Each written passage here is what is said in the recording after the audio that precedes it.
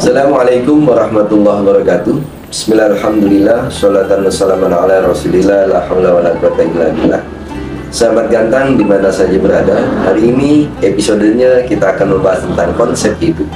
Konsep hidup sebetulnya itu sangat sederhana sekali, karena Allah Subhanahu wa Ta'ala hanya memerintahkan kepada kita untuk beribadah.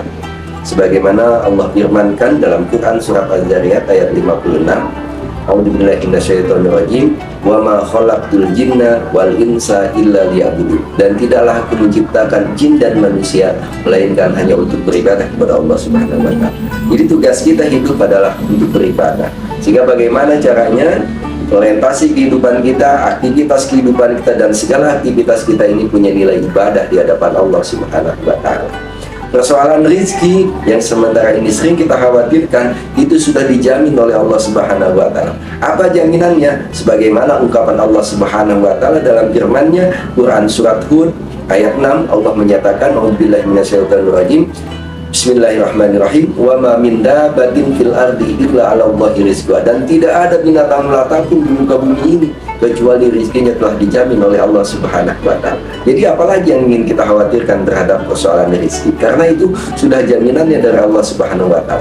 Ilustrasi sebagai sebuah contoh, ada cicak. Cicak ini makhluk Allah yang hanya bisa menempel di dinding, sementara rizkinya di cicak ini adalah nyamuk. Nyamuk ini punya sayap, cicak ini hanya mampu berdiam di dinding.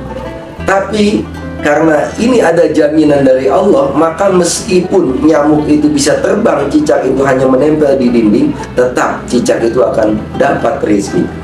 Kalau tidak ada jaminan dari Allah, pasti cicak ini akan diledek oleh nyamuk. Karena nyamuk bisa terbang, begitu cicaknya mau makan, nyamuknya akan terbang. Kata nyamuk seperti itu kan, karena dia bisa terbang ke sana sini. Tapi karena ini ada jaminan dari Allah, maka cicak itu meskipun hanya bisa menempel di dinding, sementara nyamuk bisa terbang, cicak masih bisa mendapatkan seekor nyamuk untuk dimakan. Makanya kalau kita lihat, kita dengarkan lagu Cicak-Cicak di Dinding, coba perhatikan kalimatnya.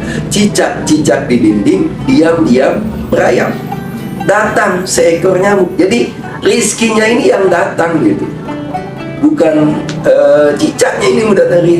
Jadi ikhtiar cicak hanya diam-diam merayap, datang seekor nyamuk, hap, lalu ditangkap. Jadi dari sini kita bisa mengambil ibrah bahwa rizki sudah dijamin oleh Allah.